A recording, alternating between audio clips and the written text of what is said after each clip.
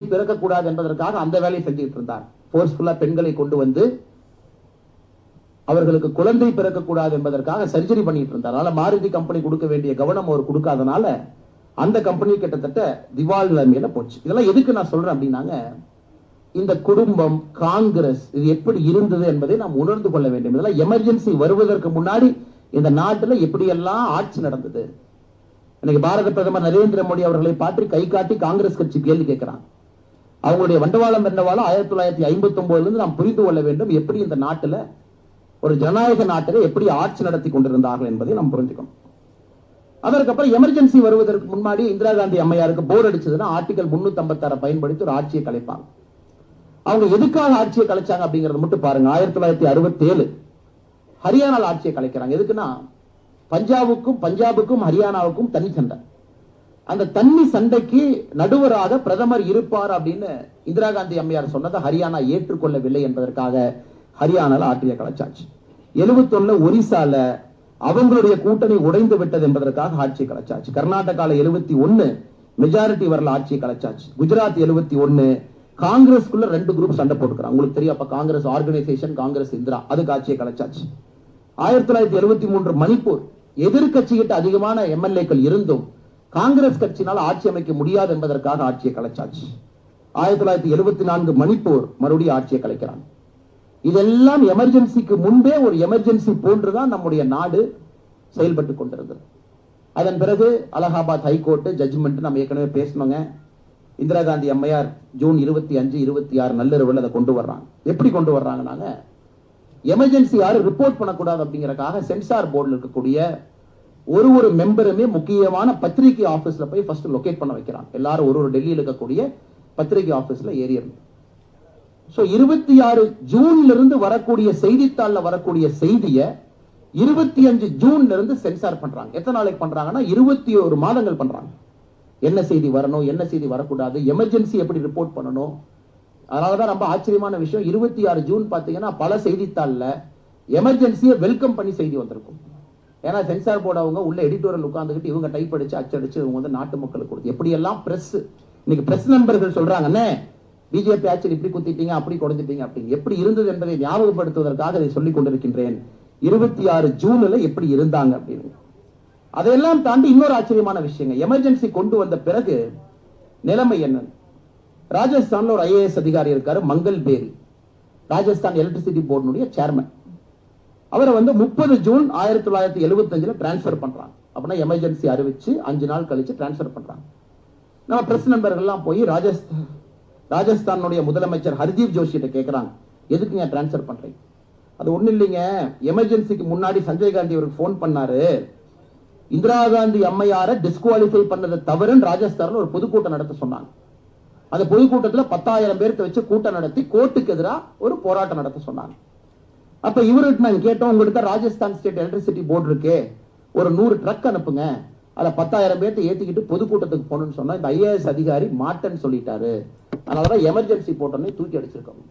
Press கேட்கறாங்க, தப்பு இல்லைங்களா? அதுக்கு அந்த ராஜஸ்தானுடைய முதலமைச்சர் ஹர்தீப் ஜோஷி சொல்றாரு, அவரை மீசால கைது பண்ணி நீங்க சந்தோஷப்படுங்க, டிரான்ஸ்பர் தான் நாங்க பண்ணணும் அப்படின்னு. ஆனா இங்க இருப்பவர்கள் எல்லாம் மீசால வேறு வேறு காலகட்டத்தில் கைதாகி சிறைக்கு சென்றவர்கள். எப்படி நம்முடைய நாடு இருந்தது என்பதை நாம் உணர்ந்து கொள்ள வேண்டும். அதற்காகத்தான் இதை திரும்பி பார்க்க வேண்டிய கட்டாயம் நமக்கு இருக்கு. அதன் பிறகு பாத்தீங்கன்னா எமர்ஜென்சி காலகட்டத்தில் 2 தியரி இருக்குதுங்க. ஒண்ணு, இந்திரா காந்தி அவருடைய பிரின்சிபல் செக்ரட்டரி முதன்மை செயலாளர் PN தார் அவங்க ஒரு US அம்பாசிடர் சொல்றாங்க, நான் எதற்கு வந்து எமர்ஜென்சியை கொண்டு வந்தோம் அப்படின்னா, இந்திய நாட்டுக்கு இந்த பிரதம மந்திரி போன்ற ஒரு தேர்வு சரியா வராது. இவ்வளவு பெரிய நாடு, இவ்வளவு பெரிய மக்கள் தொகை, இந்த நாட்டுக்கு அந்தந்த மாநிலத்துல ஓட்டு போட்டு ஒருத்தர் ஒரு மொழி பேசுறாங்க, அவங்க எல்லாம் ஓட்டு போட்டு MP எல்லாம் வந்து அவங்க பிரதம மந்திரி தேர்ந்தெடுக்கலாம் இந்த நாட்டுக்கு ஒத்து வராது. அதனால மேடம் நினைக்கிறாங்க, எமர்ஜென்சியை பயன்படுத்தி பிரசிடென்சியல் ஃபார்ம் ஆஃப் கவர்மெண்ட்டுக்கு அந்த நாட்டை மூவ் பண்றதுக்காக நாங்க யோசித்துக் கொண்டிருக்கின்றோம், அதற்காக நாங்க யோசிச்சு ஒரு பேப்பர் ரெடி பண்ணிருக்கோம் அப்படிங்கிறாங்க. இது யார் எழுதுனாங்க? DK பரு, ரஜினி பட்டேல், சித்தார்த் சங்கர் இவங்க தலைமையில் ஒரு குழு போட்டு இன்ஃபார்மலா இந்திரா காந்தி அம்மையார் ஆராய சொல்றாங்க. நம்ம நாட்டுல பிரதம மந்திரி முறை வேண்டாம், ஜனாதிபதி முறை வேண்டும், எல்லாரும் ஜனாதிபதிக்கு ஓட்டு போடணும். இன்னைக்கு இவங்க சொல்றாங்க, நாங்கள் அரசியலமைப்பு சட்டத்தை காப்பாற்ற போறோம் ஒரு குரூப் இந்தியாவில் கிளம்பி இருக்கு, அதையும் நீங்கள் பார்த்து கொண்டிருக்கின்றீர்கள். அதன் பிறகு அங்கிருந்து யாரோ ஒரு நல்ல மனுஷன் அந்த பேப்பரை லீக் பண்றாங்க. அந்த பேப்பர் அங்கிருந்து லீக் பண்ணி இன்டர்நேஷனல் ஒரு பெரிய சர்ச்சையானதுக்கு அப்புறம் இந்த ஐடியாவை இந்திரா காந்தி அம்மையார் டிராப் பண்ணிடுறாங்க. இதெல்லாம் தாண்டி எமர்ஜென்சி வந்துருச்சு. எமர்ஜென்சில வேற எல்லாம் என்ன பண்ணாங்க பாருங்க. ஆர்பிஐ கவர்னர் அப்பாயிண்ட் பண்ணணும். ஆர்பிஐ கவர்னர் ஏன் அப்பாயிண்ட் பண்ணுங்க? ஆர்பிஐ கவர்னர் அப்பாயிண்ட் பண்ணா தான் இந்தியாவுடைய மானிட்டரி பாலிசியை மேனிபுலேட் பண்ண முடியும். ஆகஸ்ட் 1975 சஞ்சய் காந்தி, இந்திரா காந்தியினுடைய பையன் சஞ்சய் காந்தி சொல்றாரு, இந்த KR பூரி அப்படிங்கிறவர் தான் நாம ரிசர்வ் பேங்க் ஆஃப் இந்தியா கவர்னரா நாம நியமனம் செய்ய வேண்டும் என்று.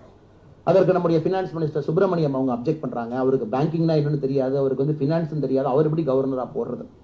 அதெல்லாம் ஓவர் ரூல் பண்ணி KR பூரி அவங்களை reserve bank of India governor August 1975 போட்டுறாங்க. அவர் செஞ்ச முதல் வேலை என்னன்னா, ஆர்பிஐ கவர்னரா மாருதி கம்பெனி பேங்க்ல இருந்து பண்ணக்கூடிய வித்டிராவல் லிமிட்டை பேங்க்குக்கு சிறப்பு பர்மிஷன் கொடுத்து ரைஸ் பண்றாங்க.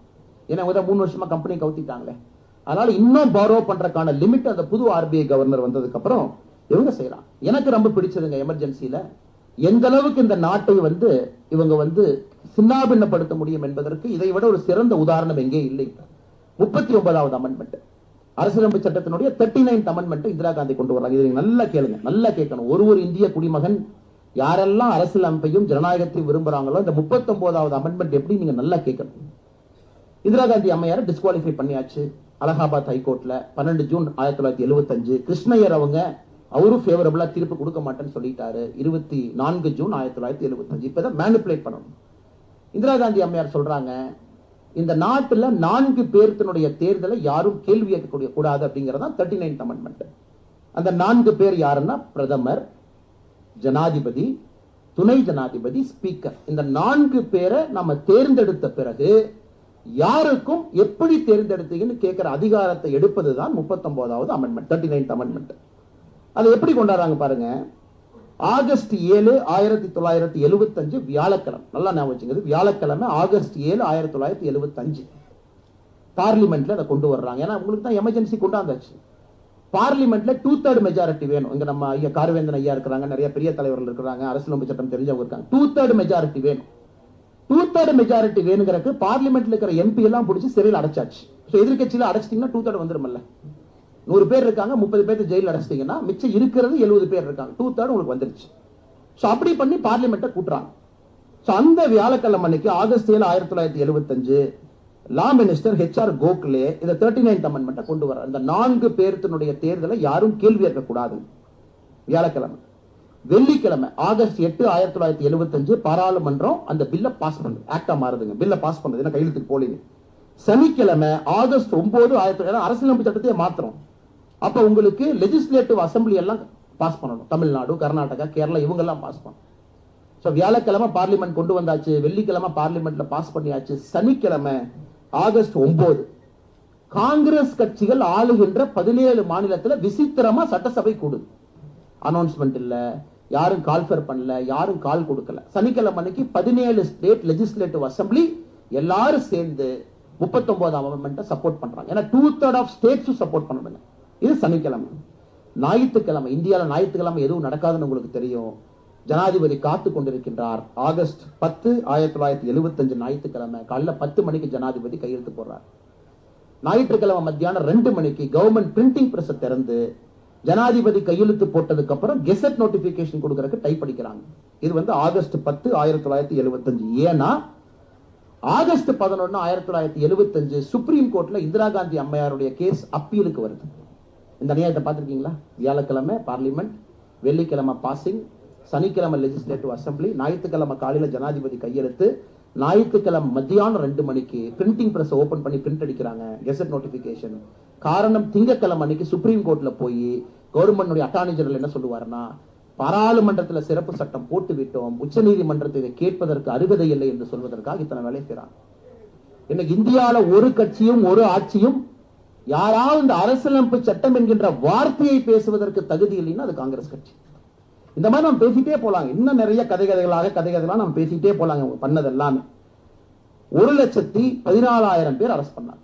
21 மாதத்துல 1,14,000 பேர். அதுல தலைவர்கள் இருக்கிறாங்க வேற வேற பகுதியில. ஏன்னா இவங்க யாருக்குமே தெரியாது எப்ப வெளியே வருவாங்க. அதை பத்தி நான் கொஞ்சம் பேசணும்னு நினைக்கிறேன். அவங்க மனநிலை எப்படி இருந்திருக்கும் அப்படின்னு. 9 ஹைகோர்ட் தைரியமான நீதிபதிகள் இருக்கிறாங்க. 9 உயர்நீதிமன்றத்தில் 9 உயர்நீதிமன்றம் சொல்றாங்க, இவர்கள் எல்லாம் கைது செய்தது தவறு. ஹெபியஸ் கார்பஸ் போட்டீங்கன்னா இந்த டிடென்ஷன் ஆர்டர் வந்து இல்லீகல், அல்லது ஒருத்தருக்கும் கைதுக்கு தனித்தனி காரணம் கொடுக்கணும். உதாரணத்துக்கு எஸ்ஆர் சேகரனை கைது பண்ணாங்கன்னா அவர் கவர்மெண்ட் ஆர்டரை வயலேட் பண்ணாரு, அதுக்கு இவர் கைது. இன்னொருத்தர் ஆர்ப்பாட்டம் பண்ணாரு கைது, இன்னொருத்தர் கோஷம் போட்டாரு கைது. Separate orders. அதுக்கு 9 உயர்நீதிமன்றம் என்ன சொல்லுதுன்னா 9 ஹைகோர்ட்ஸ் ஒருத்தருடைய கேஸையும் ஆராய்வதற்கு எமர்ஜென்சி காலகட்டத்தில் அவங்களுக்கு உரிமை இருக்கு அப்படிங்கிறாங்க. அப்படின்னா இவங்க செப்பரேட்டா கோர்ட்டுக்கு போய் என்ன ஏன் கைது பண்ணாங்க, இது நியாயமா, எனக்கு கான்ஸ்டிடியூஷன் அந்த ரைட் இருக்கு. இந்த 9 ஹைகோர்ட் கொடுத்த தீர்ப்பை எதிர்த்து கவர்மெண்ட் ஆஃப் இந்தியா சுப்ரீம் கோர்ட்டுக்கு போறாங்க. இந்திரா காந்தி அம்மையார் இந்திய வரலாற்றுல மோசமான ஒரு தீர்ப்பு உச்சநீதிமன்றம் கொடுத்திருக்கிறாங்க அப்படின்னு நீங்க பட்டியல் போட்டீங்கன்னா இந்த எஸ்டிஎம் ஜபல்பூர் 1976 அந்த தீர்ப்பு அந்த மோசமான தீர்ப்புல நம்பர் 1 தீர்ப்பாக வரும். அன்னைக்கு இருக்கக்கூடிய உச்சநீதிமன்றத்தினுடைய நீதிபதிகள் ஒரு தீர்ப்பு கொடுக்கறாங்க, இந்திய வரலாற்றுல ஒரு மாபெரும் பிழை நடந்திருக்குன்னா இந்த தீர்ப்பு. அந்த தீர்ப்பை மட்டும் நான் படிச்சு காட்டேன். காலையில் அதை படிக்கும் போது எனக்கே பாத்தீங்கன்னா ஒரு மாதிரி பிளட்டே பிபிஏ அதிகமாயிருச்சு. அதுல அவங்க சொல்றாங்க, அந்த தீர்ப்பை நான் அப்படி ஆங்கிலத்தில் படிக்கிறாங்க. அந்த தீர்ப்புடைய condensation. In view of the presidential order dated 27 June 1975, இங்க இருக்க உங்களுக்கு no person has any locus standi. இங்க இருக்கக்கூடிய யாருக்கும் எந்த அதிகாரமும் இல்லை to move any writ petition under article 226. article 226 தான் நீங்க போவீங்க. நீங்க வந்து சட்டவிரோதமா கைது பண்ணிருக்காங்க. Before a high court for habeas corpus, அதாவது இவங்க சார்பாக மனைவியோ கணவரோ போய் கணவனை கண்டுபிடிச்சு கொடுங்க, மனைவியை கண்டுபிடிச்சு கொடுங்க, or any other writ or order or direction to challenge the legality of an order of detention. இவங்களுக்கு கொடுக்கப்பட்டிருக்கக்கூடிய ஆர்டரை இவங்க எந்த காரணத்திற்கும் கூட சேலஞ்ச் பண்றதுக்கு இவங்களுக்கு அருகதை இல்லை. Order of detention on the ground that the order is not under or in compliance with the act or is illegal or is vitiated by malified factual or legal or is based on extraneous consideration. அதாவது கதவை வந்து இறுக்கி சாத்துறது வேறங்க, இது கதவை சாத்தி ஆண் அடிச்சிருக்காங்க. அந்த ஆர்டர் இல்லீகல், கோர்ட்டுக்கு போக முடியாது. அந்த ஆர்டர்ல தவறு இருக்கு, கோர்ட்டுக்கு போக முடியாது. அந்த ஆர்டருக்கு வந்து அருகதை இல்லை, கோர்ட்டுக்கு போக முடியாது. அந்த order is violative of certain provision, கோர்ட்டுக்கு போக முடியாது. எல்லாத்தையும் அடைச்சாச்சு, எப்படி கோர்ட்டுக்கு போவீங்க? அப்ப ஒரே ஒரு ஜஸ்டிஸ் மட்டும், ஜஸ்டிஸ் கண்ணா. என்னைக்கு உச்சநீதிமன்றத்தில் கோர்ட் நம்பர் 2ல அவருடைய புகைப்படம் இருக்கும். யாருங்க சென்றாலும் கூட கண்ணாவுக்கு, ஜஸ்டிஸ் கண்ணாவை பார்த்து ஒரு கும்பிடு போட்டு தான் இன்னைக்கு கோர்ட் நம்பர் 2ல இன்னைக்கும் ஹியரிங் ஆரம்பிச்சிட்டு இருக்கு. ஜஸ்டிஸ் கண்ணா மட்டுமே அதை எதிர்த்து ஒரு டிசெண்டிங் ஜட்ஜ்மெண்ட் கொடுத்தாங்க, இது தவறு என்று உச்சநீதிமன்றத்தினுடைய நீதிபதிகள் கொடுத்தாங்க. அதனால அன்னைக்கு உங்களுக்கு எப்பவுமே நீதிமன்றத்தை நம்புவோம். அரசு தவறு செய்தாலும் கூட நீதியை நாடலாம் நீதிமன்றத்தில் இருப்பதை கூட 1976ல ஆணி வச்சு அந்த கதவை அடிச்சுட்டாங்க. அதன் பிறகு உங்களுக்கு யாருக்குமே தெரியாது. நீங்க நல்லா புரிஞ்சுக்கணும். இங்க இருக்கக்கூடிய நம்முடைய பெரியவர்கள் தாய்மார்கள் நன்றாக புரிந்து கொள்ள வேண்டும். எப்பொழுது வெளியே வருவோம் என்று தெரியாமல் உள்ள இருந்தாங்க. ஏன்னா ஹைகோர்ட்டும் ஆப்ஷன் முடிஞ்சது, சுப்ரீம் கோர்ட் ஆப்ஷன் முடிஞ்சது. எப்ப வருவாங்க தெரியாது. எமர்ஜென்சி எத்தனை நாள் தெரியாது. 42nd அமெண்ட்மெண்ட் இந்திரா காந்தி கொண்டு வர்றாங்க. பார்லிமெண்ட் காலத்தை 5 ஆண்டுகள்ல இருந்து 6 ஆண்டா மாத்த போறோம். 5 இயர்ஸ் வந்து 6 இயர்ஸ். இதெல்லாம் பாருங்க என்ன அநியாயம். அதனால யாருக்குமே எதுவும் தெரியாது. கடைசியில பாத்தீங்கன்னா இந்திரா காந்தி அம்மையாரை எலெக்ஷனை கால் பண்றாங்க. ஏன் தெரியுங்களா? பேப்பர்ல நல்ல செய்தியா வர்றதை பார்த்து நிச்சயமா ஒரு சூப்பர் மெஜாரிட்டியில் ஆட்சிக்கு வரப்போகின்றோம் என்கின்ற நம்பிக்கையோடு அவங்க தேர்தலை கால் பண்றாங்க. ஏன்னா பேப்பர் எல்லாம் மேனிபுலேட்டட், எடிட்டோரியல் அவங்களே உட்கார்ந்து எழுதி வரப்பட்ட செய்திகள் அது. அதன் பிறகு உங்களுக்கு தெரியாத ஒரு செய்தி சொல்லுகின்றோம். இந்திரா காந்தி அம்மையாருக்கு எவ்வளவு பயம் இருந்துச்சுன்னா எலெக்ஷன் தோத்த பிறகு இந்த நாட்டு மக்கள் அந்த காந்தி ஃபேமிலியை பீஸா நொறுக்கி வீசிடுவாங்க என்பதற்காக ராஜீவ் காந்தி அவர்களை மும்பைக்கு அனுப்பி ஒரு சிறப்பு விமானத்தை தயார் செய்து வைத்திருந்தார்கள். இந்த நாட்டிலிருந்து வெளியே செல்வதற்காக. ஒருவேளை நாட்டில் தேர்தலுக்கு பிறகு ஒரு கலகம் வந்தால் நாம் இந்த நாட்டிலே தங்கக்கூடாது என்பதற்காக. அப்ப காப்பாற்றினது யாரு தெரியுங்களா? இந்திரா காந்தி அம்மையாருடைய அதே கேபினெட்ல இருந்த அன்னைக்கு மொராஜி தேசாய். அவங்க சொன்னாங்க, இந்திய மக்கள் அப்படி இல்லை, எவ்வளவு பெரிய தவறையும் மன்னிக்கக்கூடிய மனப்பான்மை இருக்கிறவங்க. அதனால உங்களுக்கு ஒரு சின்ன கீறல் கூட வராது. நீங்க பயந்து நாட்டை விட்டு போகாதீங்க. ஒருவேளை நீங்க அவங்க நாட்டை விட்டு போயிருந்தா நாடு எப்பவும் முன்னேறி இருக்கும், வேற வழி இல்லை. 1977க்கு பிறகும் அந்த காந்தி ஃபேமிலியை இன்னும் பல எலெக்ஷன் நாம் பார்த்தோம். 80ல பார்த்தோம், 84ல பார்த்தோம், பல இடத்துல பார்த்தோம். அன்பு சகோதர சகோதரிகளே, இன்னைக்கு அரசியலமைப்பு சட்டத்தை பத்தி பேசுறாங்க. குறிப்பாக எத்தனை முறையா அரசியலமைப்பு சட்டத்தை அவங்க அமெண்ட் பண்ணிருக்காங்க பாருங்க. ஜவஹர்லால் நேரு அவர்கள் 16 ஆண்டுகள் இந்தியாவுடைய பிரதம மந்திரி, 17 முறை அமெண்ட்மெண்ட். லால் பகதூர் சாஸ்திரி 2 ஆண்டுகள் 3 முறை. இந்திரா காந்தி அம்மையார் 15 ஆண்டுகள் 29 முறை. அது எல்லாம் பாத்தீங்கன்னா 24th கான்ஸ்டிடியூஷனல் அமெண்ட்மெண்ட், ஃபண்டமெண்டல் ரைட்டை டெலிவட் பண்ணிட்டாங்க. ப்ராப்பர்ட்டி ரைட்ஸை ரெஸ்ட்ரிக்ட் பண்ணாங்க. 25th constitutional amendment. 39th constitutional amendment பாத்தீங்கன்னா நம்ம பேசுனது ஒரு ஒரு எந்த கோர்ட்டுக்கும் போய் உங்களுடைய தேர்தலை கேள்வி கேட்க முடியாது. 40th constitution amendment exclusive economic zone, mineral wealth, coal, அதெல்லாம் வந்து மத்திய அரசு மட்டும்தான் ஆளுமை செய்ய முடியும். 42nd ஃபண்டமெண்டல் ரைட்டை கர்டைல் பண்ணிட்டாங்க. 42nd தான் முதலாக sovereign democratic republic, sovereign socialist secular democratic republic என்கிற வார்த்தையை கொண்டு வர்றாங்க. 50th கான்ஸ்டிடியூஷன் அமெண்ட்மெண்ட் தான் காவல்துறை. இன்னைக்கு காவல்துறை நிறைய பேர் இருப்பாங்க, அண்ணா நான் பேசணும்னு நினைக்கிறேன், நான் பேச முடியாது. அதெல்லாம் 50வது கான்ஸ்டிடியூஷன் அமெண்ட்மெண்ட்ல காவல்துறை, இன்டெலிஜென்ஸ், டெலிகம்யூனிகேஷன் இருக்கிறவங்க அவர்களுடைய சொந்த கருத்துரிமை இல்லை என்பதையும் கூட கொண்டு வந்தது 50th constitution amendment. Morarji Desai 2 ஆண்டுகள் 2 முறை, ராஜீவ்காந்தி 6 ஆண்டுகள்ல 10 முறை, விபி சிங் 2 ஆண்டுகள் 6 முறை, நரசிம்மராவ் 5 ஆண்டுகள்ல 10 முறை, வாஜ்பேயி ஐயா 6 ஆண்டுகள்ல 14 முறை, மன்மோகன் சிங் ஐயா 10 ஆண்டுகள் 6 முறை, மோடி ஐயா 10 ஆண்டுகள் 8 முறை. 10 ஆண்டுகள்ல மோடி ஐயா 8 முறை நம்முடைய அரசியலமைப்பு சட்டத்துல சின்ன சின்ன மாற்றங்கள் கொண்டு வந்திருக்கிறாங்க. எல்லோரும் எதுக்கு கொண்டு வந்தாங்கன்னு பாருங்க. 101 கான்ஸ்டிடியூஷன் அமெண்ட்மெண்ட் ஜிஎஸ்டியை கொண்டு வருவதற்காக மோடி ஐயா கொண்டு வந்த அமெண்ட்மெண்ட். 102வது constitution amendment national commission for backward class, பிற்படுத்தப்பட்ட மக்களுக்காக நேஷனல் கமிஷனை கொண்டு வந்தாங்க. 103வது constitution amendment economically weaker section அவங்களுக்கு 10% ரிசர்வேஷன் கொண்டு வந்தாங்க. 104வது கான்ஸ்டிடியூஷன் அமெண்ட்மெண்ட் எஸ்சி எஸ்டி அவர்களுக்கு இருக்கக்கூடிய ரிசர்வேஷனை இன்னும் 10 ஆண்டுகள் எக்ஸ்டெண்ட் பண்றதுக்காக அந்த அமெண்ட்மெண்ட்டை கொண்டு வந்தாங்க. 105வது கான்ஸ்டிடியூஷன் அமெண்ட்மெண்ட் ஓபிசி யார் அப்படிங்கிற கிளாசிபிகேஷனை ஸ்டேட் கவர்மெண்டே பண்ணுங்கன்னு சொன்னாங்க. 106வது கான்ஸ்டிடியூஷன் அமெண்ட்மெண்ட் நம்முடைய கடைசி கான்ஸ்டிடியூஷன் அமெண்ட்மெண்ட் போன ஆட்சியில் நம்ம கொண்டு வந்தது. பெண்களுக்கு 33% இடஒதுக்கீடு கொடுத்து கொண்டு வந்தோம். ஆனால் நீங்க பாருங்க, மோடி ஐயா எங்கே இருக்கின்றார்? அவர் அரசியலமைப்பு சட்டத்தில் ஏற்படுத்தியிருக்கக்கூடிய திருத்தங்கள் எங்கே? இந்திரா காந்தி அம்மையார் அரசியலமைப்பு சட்டத்தில் ஏற்படுத்தியிருக்கக்கூடிய திருத்தங்கள் எங்கே? இது இரண்டையும் பார்க்கும் பொழுது மிக நன்றாக நமக்கு தெரியும். எந்த ஒரு காரணத்திற்கும் கூட மக்கள் தெளிவா இருக்கிறாங்க. காங்கிரஸ் என்கின்ற கட்சி இந்தியால மறுபடியும் ஆட்சிக்கு விடக்கூடாது என்பதில் ரொம்ப தெளிவா இருக்காங்க. அதனாலதான் இந்த முறை நேற்று மல்லிகார்ஜுன கார்கே அவர்கள், காங்கிரஸ் கட்சியினுடைய தலைவர் சொல்றாங்க, எங்களுக்கு மாரல் வெற்றி கிடைச்சிருக்கு அப்படின்னு. இது இதுவரைக்கும் நம்ம வெற்றி தோல்விதான் பார்த்திருக்கிறோம். மனதளவில் வெற்றின்னு ஒரு வார்த்தையை பார்த்ததே இல்லை. அதாவது 21 கட்சிகள் ஒன்றாக இணைந்து, எல்லோரும் இணைந்து மோடி ஐயாவை எதிர்த்து 231 எம்பி, மோடி அவர்கள் மட்டும் தனியாக 240 எம்பி. இதை மாறல் வெற்றிங்கிறாங்க. 21 கட்சிகள் இணைஞ்சு 234 எம்பி. அன்பு சகோதர சகோதரிகளே, நாம ஏன் இதெல்லாம் பேசுறோங்க? ஏன் இந்த நிகழ்ச்சியில் நம்முடைய பெரியவர்கள் அழைத்து நாம் கௌரவம் செய்யறோம்?